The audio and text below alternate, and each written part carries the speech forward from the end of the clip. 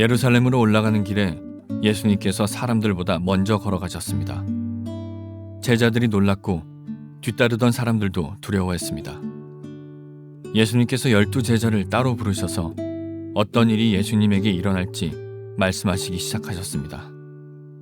보아라, 우리는 지금 예루살렘으로 간다.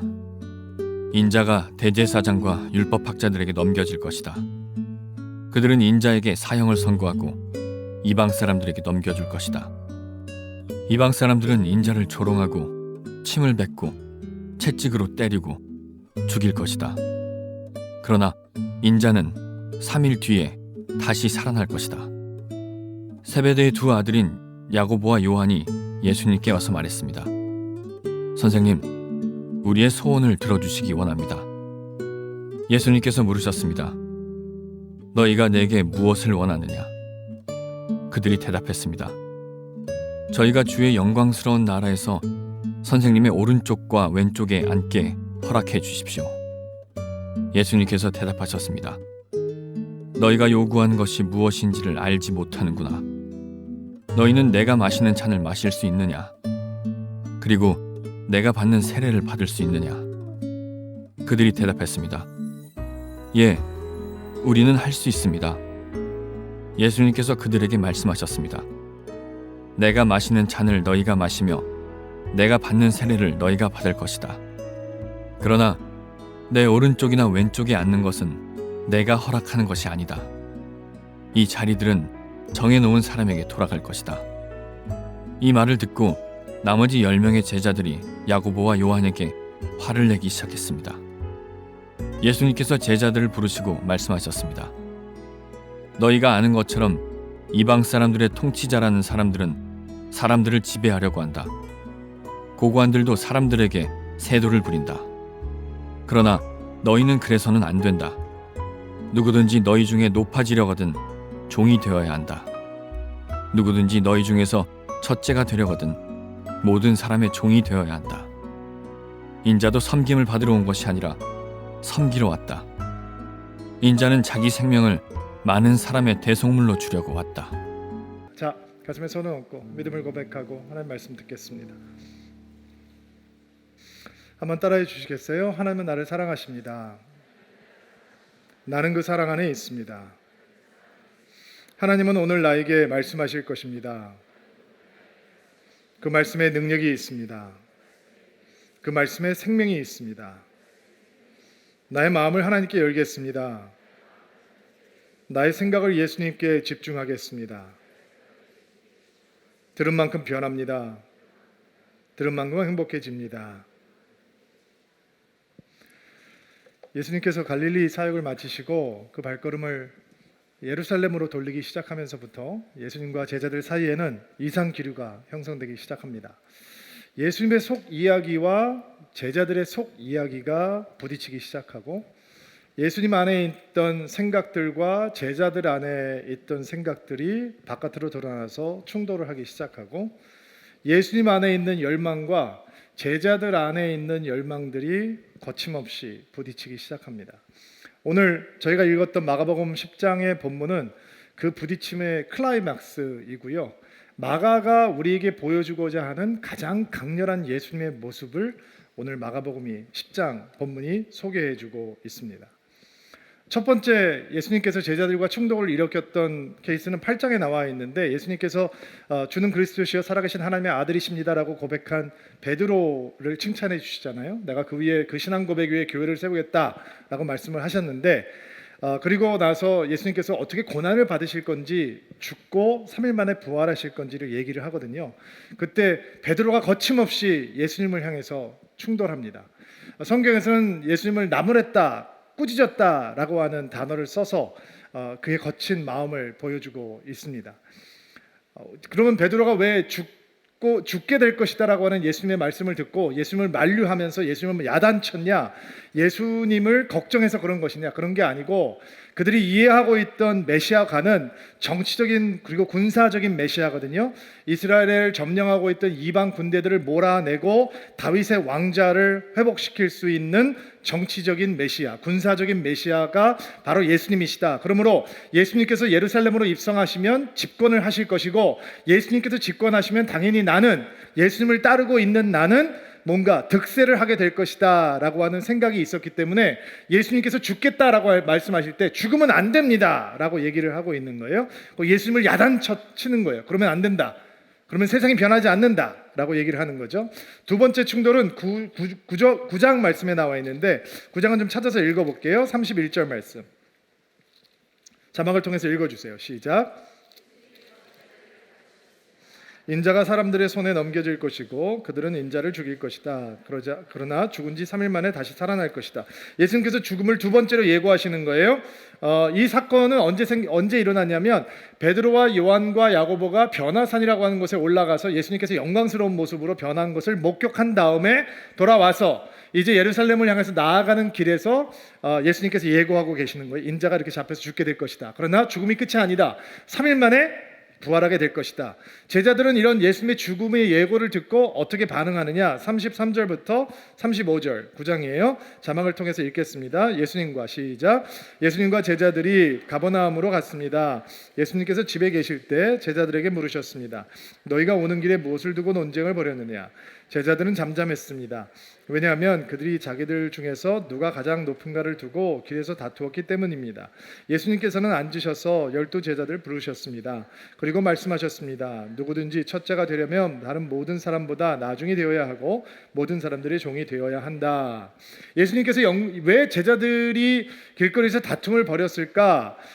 다툼을 벌이는 누가 큰 자인가에 대한 다툼인데, 아마 그들의 다툼은 변화산에서 있었던 사건의 목격자들 때문에 시작되었을 것 같다라는 추측을 해볼 수도 있을 것 같아요. 왜냐하면 지금 제자들 사이에 텐션이 있는 거죠. 긴장감이 조성이 되어 있단 말이에요. 그 긴장감은 내가 너보다 더 앞서야 된다라고 하는 마음 때문에 생기는 긴장감이에요. 내가 내 위치를 확보해야 된다라고 하는 마음 때문에 생기는 긴장감인데, 지금 베드로와 야고보와 요한이 변화산에서 놀랍게 영광스럽게 변하신 예수님의 모습을 목격했단 말이에요. 그리고 길을 가면서 이런 대화가 진행된다라고 우리가 추측을 해볼 수 있겠죠. 어떤 대화냐면, 야, 예수님께서 그때 놀랍게 영광스럽게 변하셨어. 새하얗게. 잠깐, 너희들은 못 봤지? 이런 분위기. 내가 설명해도 아무리 얘기도 모르겠지. 이거는 봐야지만 알 수 있는데, 우리는 봤는데 너희들은 못 본 거구나. 이런 마음. 그리고 이 세 사람의 제자들은 그 특별한 경험을 하고 그들이 얼마나 특별한 초청을 받아서 특별한 자리에 있었는지를 은근히 과시하면서 나머지 8명을 굉장히 작아 보이게 만들었을 것 같다라는 생각도 쉽게 해볼 수 있죠. 그리고 그들은 다투기 시작하는 거예요. 내용은 뭐냐? 누가 큰 자냐라고. 예수님의 제자들이 진짜 별 볼 일 없는 사람들이거든요. 못 배웠고 가난하고 아무것도 내세울 곳이 없는 사람들인데도 불구하고 예루살렘으로 나아가면서 그들이 얼마나 중요하고 큰 사람인지 서로 언성을 높이고 다투기 시작했다는 거예요. 무슨 말들을 했을까? 제가 혼자 상상을 해봤어요. 마태는 뭐라고 얘기를 했을까? 마태는 다른 사람들에게 너 예수님 신방 받아봤어? 예수님이 너네 집 오셨었어? 예수님은 우리 집에 왔어. 내가 예수님 위해서 파티를 해드렸다는 거 아니야. 너 내가 나중에 쓸 복음서가 신약성서에 제일 먼저 나오게 될 거 그건 물론 몰랐겠지만 뭐 이러면서 자랑을 하고 다퉜을까? 베드로는 너희들 물 위 걸어봤어? 못 걸어봤지. 나는 물 위를 걸었던 사람이야. 너 엘리야 봤어? 네 눈으로 모세 봤어? 이러면서 자기의 큼을 드러냈을까?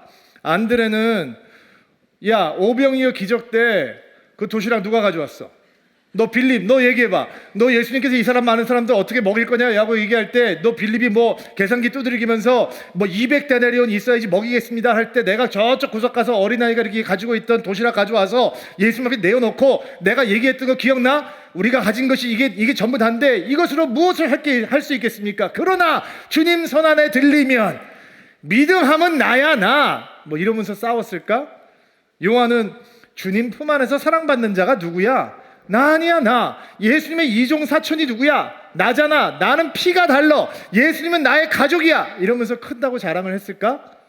나다니엘은 좀 점잖게 얘기했을 것 같아요. 나다니엘은 사극조로 예수님이 거짓이 없는 참 이스라엘 사람이라고 누구를 칭찬하였느냐? 내가 아니었더냐? 나이지 말입니다. 유다는 그런 사람들을 보면서 더 큰 소리로 핏대를 올리면서 얘기하지 않았을까요? 야, 예수님이 돈 누구한테 맡겼어? 돈 맡은 자가 제일 신뢰받는 자 아니야? 내가 돈주머니 관리하는데 뭔 소리를 하는 거야? 예수님께서 나를 제일 믿으시니까 돈을 맡긴 거지. 그러므로 내가 제일 큰 자야. 뭐 이러면서 다퉜을까? 아마 저는 지금 이 성경에 근거한 그들의 백그라운드를 보면서 이런 상상을 해보는데, 우리가 그들의 대화를 진짜 들을 수 있다면 정말 말도 안 되는 이유로, 유치찬란한 이유로, 그들이 왜 큰 자인지, 더 앞서야 되는지, 왜 더 중요한 위치를 선점해야 되는지 다투었을 거라고 하는 상상을 쉽게 해볼 수 있습니다. 그런 그들의 모습을 예수님께서는 몹시 슬픈 눈으로 쳐다보셨을 것입니다. 여러분, 왜 예수님께서 죽을 것이다 라고 예고를 하는데 제자들은 그 이야기를 듣지 못하고 자기 자신들의 크다라고 하는 것을 자랑하는 게 되었을까요? 왜요? 여러분, 예루살렘으로 향하면서 제자들 속에서 이야기가 솟구쳐 오릅니다. 그 이야기는 자기들이 출세하고 싶다는 이야기입니다. 자기들이 성공하고 싶다, 자기들이 올라가고 싶다, 자기들이 잘 되고 싶다라고 하는 이야기입니다. 예루살렘으로 나아가면서 예수님 안에도 이야기가 솟구쳐 오릅니다. 그것은 예수님의 죽음에 대한 이야기입니다. 여러분, 믿음이라고 하는 건 내 이야기를 버리고 예수님의 이야기 안으로 들어오는 겁니다. 그래야 예수의 사건이 시작이 되는 것이고 하나님의 역사가 시작이 되는 것입니다. 그러나 예루살렘으로 가까워오면 가까워올수록 예수님의 제자들 가운데는 자기의 이야기를 버리겠다라고 하는 마음을 갖는 사람은 없습니다. 오히려 자기의 소리가 더 커지고 자기 요구가 더 당당해질 뿐이었죠. 그리고 예수님께서는 그분 안에서 솟구쳐 오르고 있던 한 가지 이야기를 다시 세 번째로 말씀을 하십니다. 오늘 본문인데요, 32절부터 34절 말씀, 마가복음 10장 32절부터 34절까지 다시 한번 읽어볼게요. 시작. 예루살렘으로 올라가는 길에 예수님께서 다른 사람들보다 먼저 걸어가셨습니다. 제자들이 놀랐고 뒤따라가던 사람들도 두려워했습니다. 예수님께서 12 제자를 따로 부르셔서 어떤 일이 예수님에게 일어날지 말씀하시기 시작하였습니다.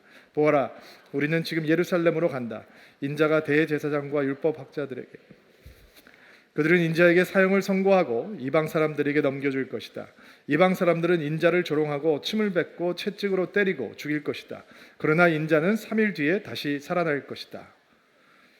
예수님의 세 번째 죽음에 대한 예고입니다. 예수님께서 이방 사람들에게 사형 선고를 받으실 것이고, 이방 사람들, 로마 사람들이죠. 로마 사람들의 손에 넘겨질 것이고, 그들은 예수님을 침을 뱉고 조롱하고 채찍으로 때리고 죽일 것이다. 그러나 죽음이 끝이 아니다. 절대로 죽임이 끝이라고 생각하면 안 된다. 나는 3일 뒤에 다시 살아날 것이다 라고 말씀합니다. 이대 사람들에게 3번이라고 하는 건 굉장히 중요한 숫자거든요. 3번 얘기했다가는 아주 이렇게 법적인 근거가 있는, 충분히 얘기한 게 되는 거예요. 그런데도 불구하고 제자들은 그러면 세 번째 예수님의 죽음의 예고 사건을 듣고 이제는 알아들었겠죠. 35절부터 37절 말씀 읽어볼게요. 세베대의 두 아들인 야고보와 요한이 예수님께 와서 말했습니다. 선생님, 우리의 소원을 들어주시기 원합니다. 예수님께서 물으셨습니다. 너희가 내게 무엇을 원하느냐? 그들이 대답했습니다. 저희가 주님의 영광 나라에 선생님의 왼쪽과 요한과 야고보가 이번에는 예수님 옆에 은밀하게 나와서 인사청탁을 하고 있는 거죠. 여러분, 주님의 영광스러운 나라라고 하는 단어에 속으시면 안 돼요. 아까 제가 설명했듯이 그들이 생각하고 있는 주님의 영광스러운 나라는 이 땅에 이루어진 정치적, 군사적 메시아가 이루는 이스라엘 왕국의 회복이에요. 그리고 예수님께서 이방인들을 몰아내고 왕이 되실 거라고 믿는 거예요. 인사청탁의 내용은 뭐냐? 예수님께서 집권하실 때 가장 중요한 오른쪽의 자리, 왼쪽 자리에 우리 형제를 앉혀주십시오 라고 하는 요청이에요. 마태복음을 보면 엄마를 대동했다 라는 얘기가 등장을 해요. 이 사건 가운데. 그러니까 마마스 보이냐? 그럴 수도 있겠죠. 그러나 예수님의 엄마였던 마리아와 요한과 야고보의 엄마가 자매지간이라고 알려져 있거든요. 그러니까 이종사촌간인 거죠. 친인척의 이 레버리지를 갖고 엄마를 동원해서 인사청탁을 하면서 가장 영향력 있는 권력의 자리에 나와 내 동생을 앉혀주십시오 라고 이제 부탁을 하고 있는 거예요.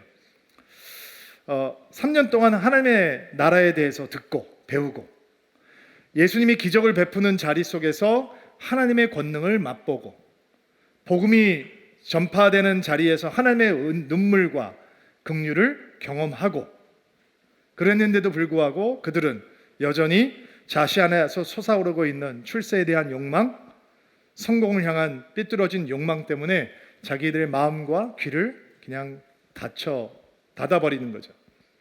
그러나 예수님이라고 하는 예수님의 십자가라고 하는 사건 앞에서 다가오고 있는 그 하나님의 사건 앞에서 사람들의 정체가 그대로 다 폭로가 되는 거예요.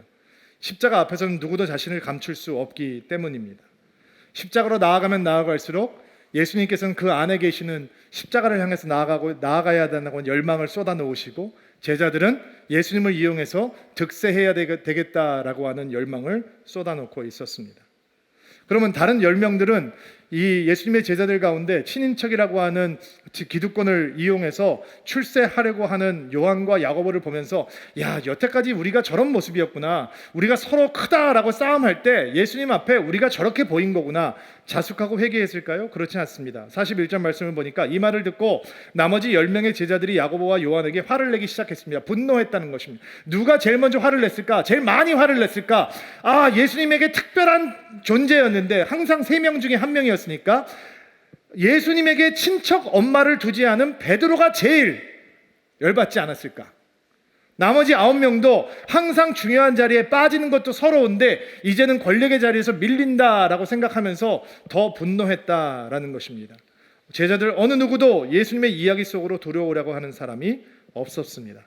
그들은 자신의 이야기를 버릴 준비가 되어 있지 않았습니다. 오늘 부활주일 예배 드리고 있는데 제 마음속에는 그리고 여러분 마음속에는 어떤 속 이야기가 있을까 돌아보는 시간이 되기를 바랍니다. 십자가 앞으로 나오면 나올수록 우리의 속 이야기는 드러날 수밖에 없는데 그 이야기가 다 주님 앞에 드러나고 우리의 이야기가 예수 그리스도의 이야기로 변하는 축복이 있게 되기를 바랍니다. 42절부터 45절 말씀 오늘 본론과 같은 내용인데요. 같이 한번 천천히 읽어볼게요. 예수님께서 제자들을 부르시고 말씀하셨습니다. 너희가 아는 것처럼 이방 사람들의 통치자라는 사람들은 사람들을 지배하려고 한다. 고관들도 사람들에게 세도를 부린다. 그러나 너희는 그래서는 안 된다. 누구든지 너희 중에 높아지려거든 종이 되어야 한다. 누구든지 너희 중에서 첫째가 되려거든 모든 사람의 종이 되어야 한다. 인자는 자기 생명을 많은 사람들의 대속물로 주려왔다. 예수님께서 두 가지 길을 비교해 주시죠. 세상의 길이 있고 예수님의 길이 있다라는 거예요. 그러면 세상의 길은 어떤 길이냐? 높아지려고 하고 첫째가 되려고 하고 다른 사람들을 지배하려고 하고 세도를 부리려고 하고 섬김을 받으려고 하고 그 길은 세상의 길이라는 거예요. 예수님께서 제자들에게 세상은 그렇게 요구하지만 너희들은 그래서는 안 된다라고 설명을 하고 있는 것이죠. 그리고 예수님께서 말씀하세요. 예수님께서 가르쳐 주시는 길은 완전히 다른 길이에요. 하나님께서 어떻게 예수님을 존귀하게 만들어 주시나요? 하나님께서 하늘을 버리시고 이 땅에 오시니까 존귀하게 만들어 주시는 거예요. 하나님께서 영광을 버리시고 이 땅에 오신 다음에 어떻게 세상을 변화하시나요? 그분이 군사적인 캠페인을 했나요? 그분이 어떤 정치적인 혁명을 이끌었나요? 그렇지 않아요. 그분이 섬기는 종으로 이 땅에 오셔서 대속물로 죽으시니까 이 세상이 그분 때문에 변하게 되는 거예요. 대속물이라고 하는 건 뭐냐면 가장 쉽게 설명을 하면 노예가 자기의 몸값이 있는데 그 몸값을 누가 치러주고 자유케 만들어주는 개념이 대속이라고 하는 개념이에요. 그러니까 예수님께서 대속물로 오셨다라고 하는 것은 우리가 죄와 죽음의 노예가 되어 있었는데 붙잡혀 있었는데 예수님께서 그 몸값을 치러주셨다는 거예요. 무엇으로? 예수님의 생명으로. 예수님께서 우리를 위해서 대신 죽어주셨기 때문에 우리는 죽음으로부터 죄로부터 자유하게 되었다라는 거예요. 대속되었다라는 거예요. 예수님께서 그렇게 하늘을 버리고 우리를 위해서 섬기는 자로 오셨다라는 거예요. 보세요. 예수님께서는 왕이신데 왕의 모습을 버리시고 종이 되셨어요. 첫째가 되지 않고 나중이 되셨어요. 섬김을 받을 수 있는데 섬기는 자가 되셨어요. 그렇게 예수님께서 내려오셨기 때문에 섬기는 자가 되셨기 때문에 예수님 안에서 죽음의 길은 생명의 길이 되는 것이고 종의 길은 왕의 길이 되는 것이고 조롱의 길은 영광의 길이 되는 거죠. 지금 마가가 우리에게 보여주고 있는 예수님의 모습, 생명을 버리심으로 생명을 얻고 왕의 자리를 버리심으로 참된 왕이 되시고 섬김을 받는 자로 우리 가운데 계시지 않고 섬기는 자로 우리 가운데 계시는 그 예수님의 모습이 가장 예수님다운 모습이라는 거예요. 가장 예수님다운 모습이 바로 이것입니다 라고 마가는 외치고 있는 거예요. 사도 바울이 이해하고 있는 예수님의 모습도 똑같아요. 사도 바울은 어떻게 얘기하고 있냐면 너희 안에 이 마음을 품으라 곧 예수 그리스도의 마음이니 그는 근본 하나님의 본체시나 하나님과 동등됨을 취할 것으로 여기지 아니하시고 오히려 자기를 비워 종의 형체를 가지사 사람들과 같이 되셨고 사람의 모양으로 나타나사 자기를 낮추시고 죽기까지 복수하셨으니 곧 십자가에 죽으심이라. 바울이 이해하고 있는 가장 예수다운 모습도 하늘을 버리시고 우리를 위해서 죽으심으로 섬기는 자가 되셔서 죽으심으로 함께 하시는 예수님이야말로 가장 예수님다운 모습을 가지신 분이다 라고 설명하고 있는 거죠. 그러면 이게 가장 예수님다운 모습이라면 우리는 이 예수님 닮아가야죠. 아멘? 이 예수님 닮으면 되는 거예요. 신앙의 목적은 예수 닮아가는 것이니까. 그러면 하나님께서는 우리에게 어떤 은혜를 주셔서 우리가 예수를 닮아가게 하느냐, 예수처럼 살아가게 할 거냐, 조금 더 우리 마음속으로 더 깊이 이 말씀을 받아들이면서 적용하면서 얘기를 좀 진행해 보려고 합니다. 우리가 정말로 예수를 닮아가려 한다라고 하는 마음이 있다면 우리는 예수님처럼 성공을 바라보는 눈이 새로운 것으로 바뀌어야 된다는 것입니다. 예수님께서 설명을 하셨죠. 세상에서는 뭐를 성공이라고 얘기하느냐? 올라가려고 한다, 높아지려고 한다, 첫째가 되려고 한다, 지배하려고 한다, 세도를 부리려고 한다, 섬김을 받으려고 한다. 근데 말씀하셨잖아요. 너희는 그래서는 안 된다라고 말씀하셨잖아요. 그러니까 예수님께서는 성공을 바라보는 새로운 눈이 있으신 거예요. 예수님에게는. 그럼 예수님은 성공을 어떻게 define 하시느냐, 정의하시느냐? 높아지려거든 종이 되어야 한다. 첫자가 되려거든 나중이 되어야 한다. 지배하려 하지 말고 세도를 부리려고 하지 말고 섬기는 자가 되어야 된다. 이게 예수님의 성공인 거예요. 예수님의 눈으로 보면 길이 두 가지가 드러나요. 믿음의 길이 있고 세상의 길이 있어요. 넓은 길이 있고 좁은 길이 있어요. 편안한 길이 있고 고난의 길이 있어요. 세상의 길이 있고 십자가의 길이 있어요. 생명의 길이 있고 멸망의 길이 있어요. 나를 위한 길이 있고 하나님을 위한 길이 있어요. 예수님의 눈으로 보면 어떤 길을 가는 것이 진정한 성공인지 알 수 있는 거죠. 예수님께서 여러분과 저의 삶을 보면서 무엇을 가장 중요한 성공이라고 생각을 하실까? 예수님께서는 성공을 redefine 하시니까 재규정하시는 분이니까 과연 무엇이 예수님 보이기에 가장 중요한 일일까? 그 일은 여러분이 제가 예수님을 알고 믿는 거예요. 예수님을 제대로 믿는 거예요. 그게 예수님 보시기에 가장 중요한 성공이에요. 가장 중요한 축복이에요. 우리 사회에 지금 청소년들하고 대학생들이 예수 믿는 복음화율이 굉장히 낮아요. 특히 이 고등학생들, 대학생들 중에는 아마 이게 3%, 4% 밑으로 떨어져 있고 100명 중에 교회를 안 다니는 사람이 96명, 97명이란 얘기예요. 그러면 3명, 4명 교회를 다니는데 그것도 교회를 다니는 거지 신앙이 뜨거운 거는 아니에요. 그러면 왜 청소년들이, 대학생들이 이렇게 예수로부터 멀리 떨어지게 되었을까? 생각을 해보면 우리 입시 문화와 굉장히 밀접한 관계가 있는 것 같아요. 왜냐하면 고등학교 3년 동안 학원 다니잖아요. 학원에 그냥 매여 살잖아요. 그거 하루라도 빠지면 한 문제 덜 풀고 한 문제 덜 못 배우면 뒤떨어지는 것 같고 불안하기 때문에 학원에서 출석 체크하면서 애들 공부를 시킨다면서요. 근데 제가 얼마 전에 회의를 하다가 저희 교회 틴즈를 맡고 있는 우리 담당 목사님께서 봄학기에 틴즈 DBS를 시작한다는 거예요. 그래서 저는 처음에는 교사 선생님들하고 DBS를 시작하는 줄 알았어요. 근데 그게 아니고 교사들하고 DBS를 하는 게 아니고 6학년부터 고등학교 2학년 학생들을 데리고 DBS 성경 공부를 시작한다는 거예요. 그래서 제가 처음에는 깜짝 놀랐어요. 불안한 마음에. 아니 괜찮아 그래도? 부모님들이 항의 전화 오고 막 그럴 텐데 막 전화 오거든요. 교회가 애들 공부하는 데 도와줘야지 왜 애들 마음 잡지 못하게 자꾸 교회를 부르면 어떡하나 이렇게 전화 오시는 부모님들이 있을 수 있잖아요. 그래서 제가 마음이 좀 그래서 괜찮아? 부모님들이 괜찮으시대? 근데 담당 목사님께서 하시는 말씀은 부모님들이 학원 하루 빼서 아이들 신앙교육 하는 게 협조하겠다고 기쁜 마음으로 동참하겠다고 해주셨다는 거예요. 근데 그 아이들이 22명이 모였다는 거예요. 그래서 깜짝 놀랐어요. 청소년 아이들이 없으신가 봐요. 아직 깜짝 안 놀라시는데 여러분 자녀가 청소년이기 때문에 깜짝 놀라실 거예요. 그리고 제 마음속에 이렇게 뜨거움이 생기기 시작했어요. 우리 부모님들에게 새로운 눈이 생기신 거구나.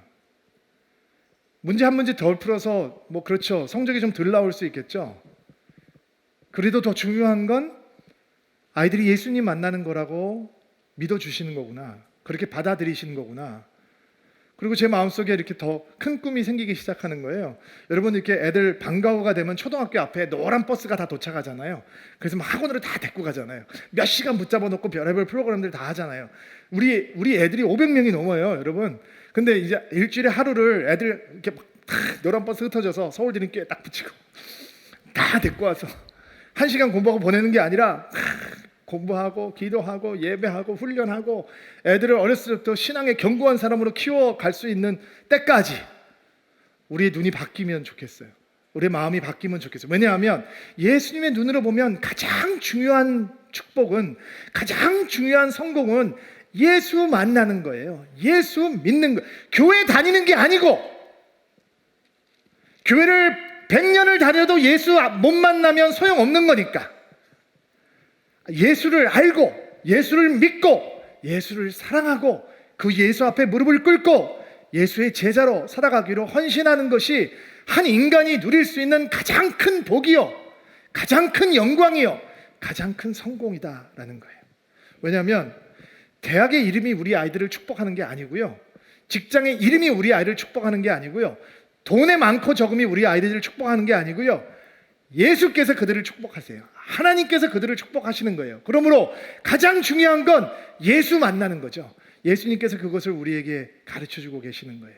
또 하나 우리가 생각해 봐야 되는 건, 예수의 눈으로 보면 진정한 성공은, 진정한 축복은 먼저 포기하고 먼저 희생하는 거예요. 예수께서 먼저 포기하시잖아요. 선생되셨는데 종의 자리에 내려앉으시고, 예수님께서 섬김을 받을 수 있는 자리인데 섬기러 내려가시고, 왕이신데 왕의 대우를 받지 아니고 종으로 내려가시잖아요. 예수님께서 먼저 포기하고 먼저 희생하는 삶을 사시잖아요. 그게 대성물이라고 하는 단어 속에 포함되어 있는 예수의 영광이잖아요. 제가 우리 교회가 한남동에서 처음 시작됐을 때 저희가 쓰는 건물 안에 이미 우리 교회보다 먼저 들어와서 예배를 드리고 있는 외국인 교회들이 2개가 있었어요. 7층에 하나가 있고 9층에 하나가 있었는데, 큰 교회들은 아니고 개척교회인데, 하나는 한 30명 정도 모였던 것으로 기억하고 한 교회는 한 10명 정도 모였던 걸로 알고 있어요.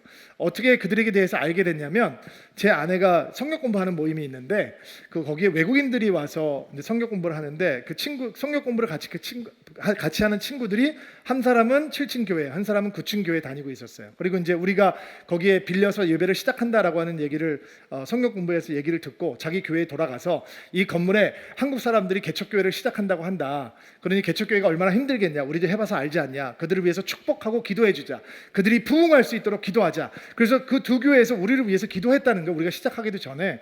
저희들은 들어가면서 어떤 마음으로 들어갔냐면, 그들이 먼저 예배하고 있는데 우리가 들어오면 주차도 많이 혼잡할 거고, 그러니까 1층 지상 주차장은 그들을 위해서 좀 양보하자, 우리는 지하로 들어가고 바깥에서 주차하자, 이러면서 이제 교회를 시작했어요.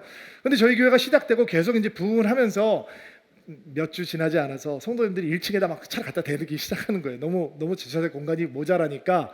그래서 거기에서 그 다른 교회들에게 항의를 받기도 했어요. 아니, 왜 우리한테 배려하면서 1층 내주겠다고 하는데 이제 차 다 되냐. 그리고 저희 아이들이 이제 예배를 드리는 공간이 점점 모자라기 시작하는 거예요. 거기서 예배를 드리고 거기도 애들 주일학교를 하니까 클래스를 여러 개 흩어져서 하다 보니까 저희들 마음속에 이런 생각이 들기 시작하더라고요. 저 교회가 좀 저기가 나가줘야지 우리가 저 공간 다 쓸 텐데. 너무 죄송해요. 그때는 너무 당당하게 그런 생각을 했어요.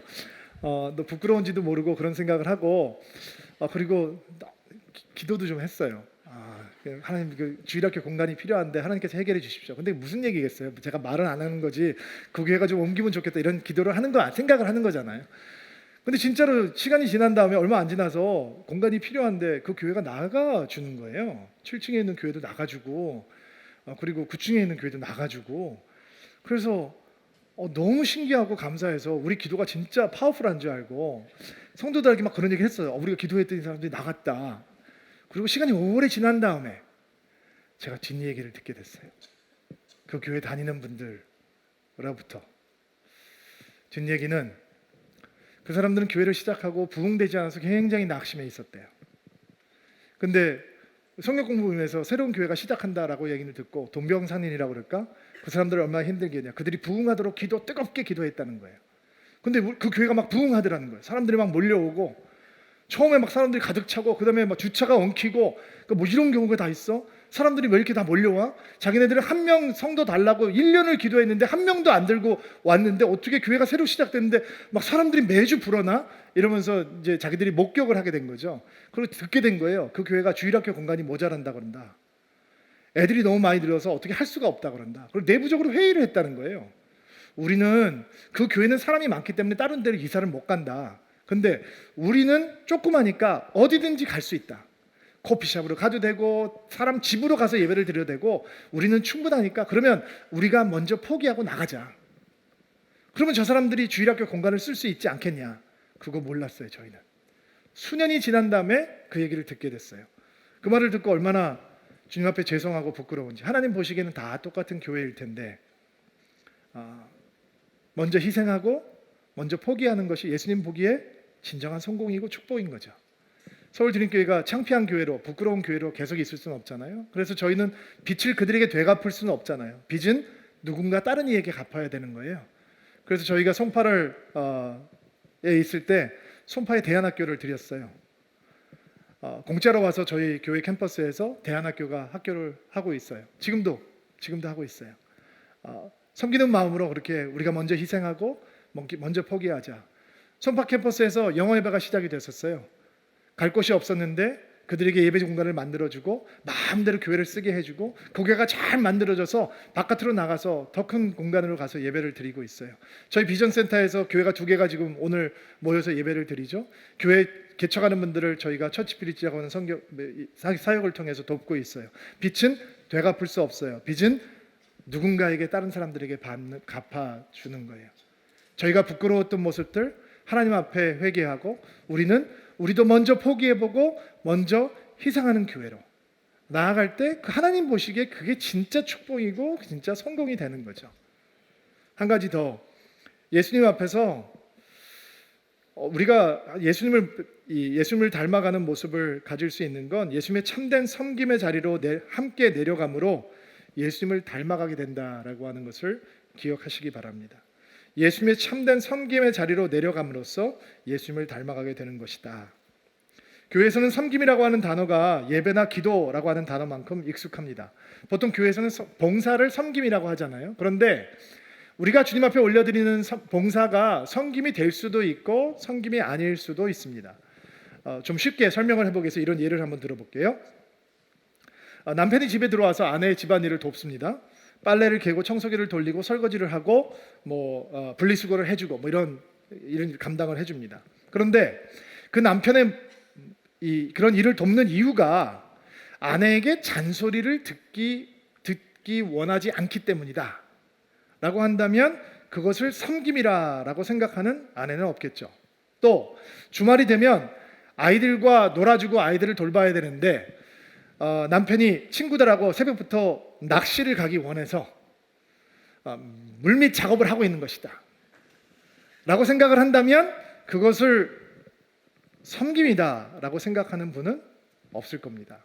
또 남편이 아내한테 당신 일 도와주니까 너무 좋지? 내가 안 해도 되는 일인데 당신 정말 내가 이렇게 도와줄 때마다 결혼 잘한 것 같지? 행복하지? 라고 물어보는 남편이 있다면 대부분 아내들은 그런 남편을 보면서 방긋 웃으면서 그럼 행복하지 라고 얘기하지 않습니다. 여자들은 그런 남편에게 당신은 옷 안 입어? 밥 안 먹어? 당신은 이 집에서 어지럽히는 사람 아니야?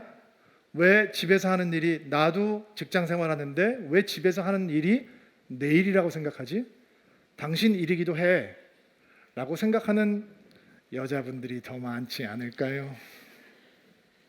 교회에서 목사님들이 의자를 깔고 성도님들이 교회를 청소하고 장로님들이 성도들을 섬기고 우리 선생님들이 아이들을 케어해주고 아이들에게 예수님을 가르치고 셀장님들과 집사님들이 교회를 위해서 땀을 흘립니다. 너무 아름답습니다.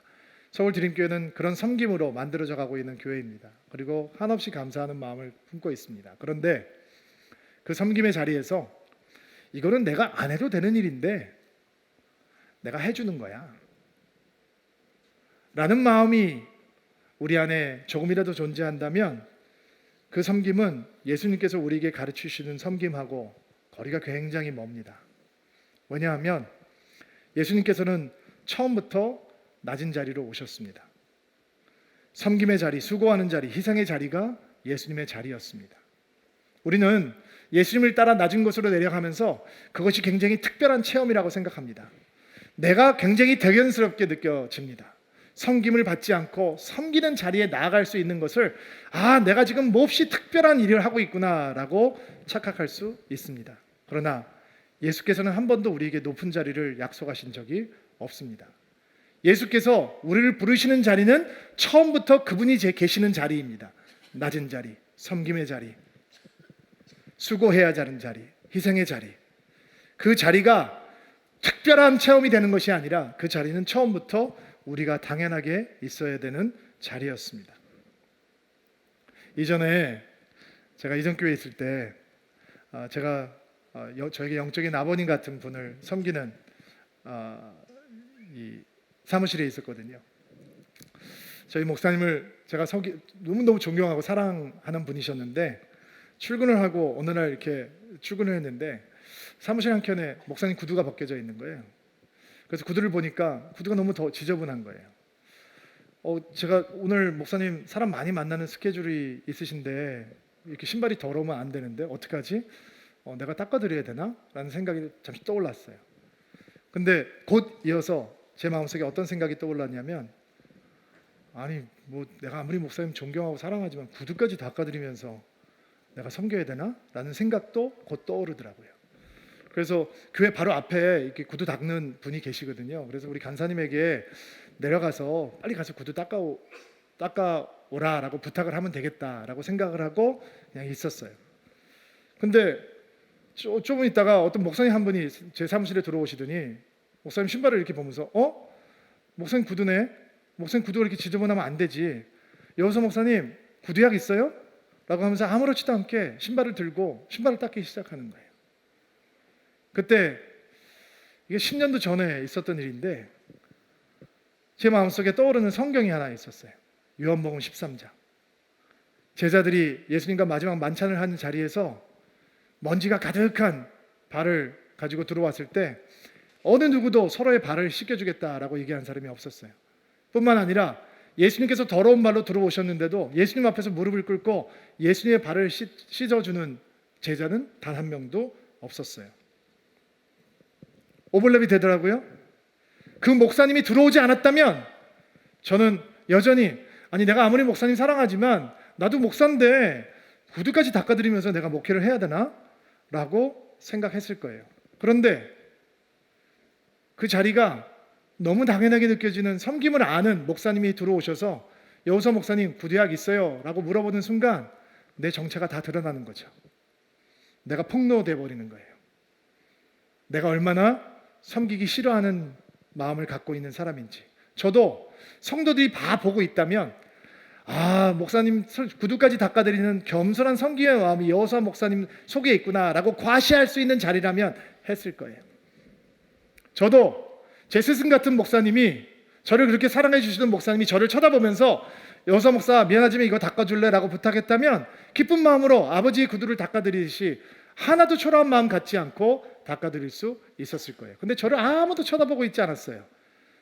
여러분, 섬김은 생각보다 쉬운 자리가 아니에요. 그러나 내려가야, 내가 보이지 않아야, 예수님만 중요해야 배울 수 있는, 닮을 수 있는 예수님이 있는 거죠. 예수님께서는 그 섬김의 자리에 우리를 불러주고 계시는 것입니다. 여러분의 가정이 어떻게 더 은혜로워질 수 있을까요? 남편이, 아내가, 자녀가, 부모가 다 그 낮은 자리가 당연한 자리라고 내려가 주면 가정은 천국처럼 변하게 되겠죠. 여러분, 교회가 더 어떻게 은혜가 풍요로울 수 있을까요? 목사가, 성도들이 그 낮고 낮은 자리, 섬김의 자리, 희생하는 자리, 포기하는 자리를 당연히 내가 가야 되는 자리라고 그 자리로 가서 예수님을 만나면 우리는 더 은혜로운 교회가 될 거예요. 여러분, 교회가 어떻게 세상의 축복의 선물이 될 수 있을까요?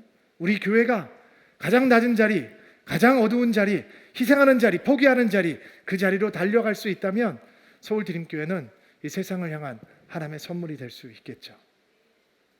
그런 드림인들이 되기를 주의 이름으로 축복합니다. 부활의 주일, 모든 것을 포기하신 예수님을 기억하는 성찬의 자리로 여러분을 초청합니다. 그 예수님의 마음이 우리의 마음을 가득 채워주시기를 바랍니다. 자, 가슴에 손을 얹고 안수하고 기도합시다. 하나님, 예수님을 기억하는 자리로 나가기를 원합니다.